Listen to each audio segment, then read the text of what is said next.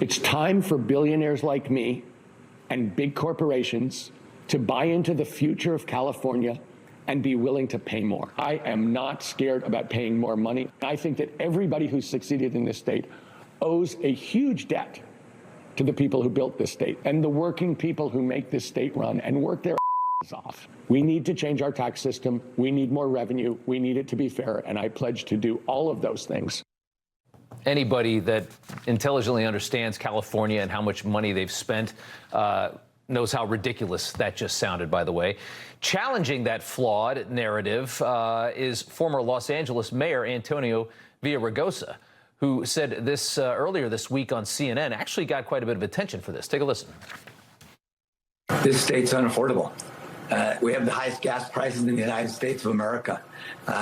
We have the highest utility costs in the continental United States and the highest home prices. It happened under our watch. This wasn't because of Donald Trump. This was because of policies that we created that have made it impossible for people to afford this state. It's honest there.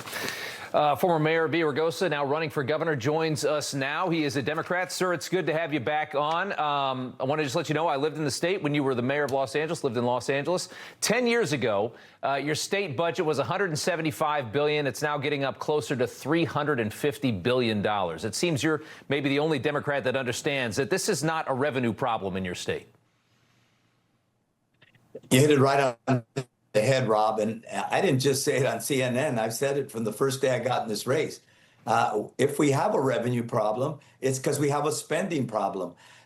Jerry Brown left us with a $350 million surplus.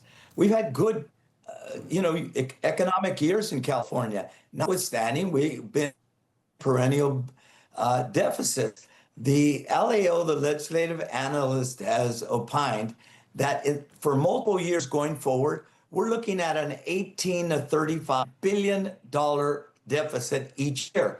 That's not sustainable. And so I've taken on the billionaire tax and I've said, look, the federal government, I do believe that people that make that kind of money ought to pay more than you and me, but that's a federal government responsibility. They'll just lead this state, and they're already leading this state. And so what I've said is, let's focus on living within our means the way families have to and businesses have to.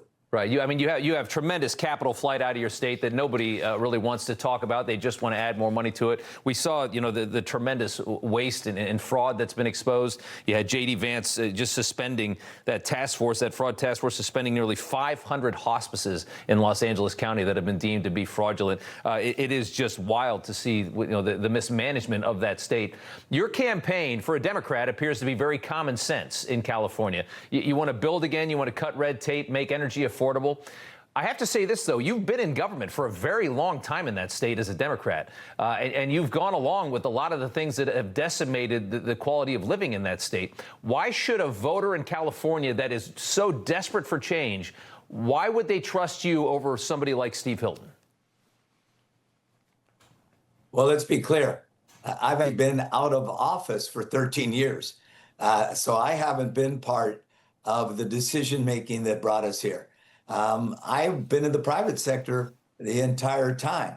And I can tell you this, I understand that it's broken and I want to fix it. That's why I've argued that I intend to be transformative in 4 years and prefer that than mediocre Nate.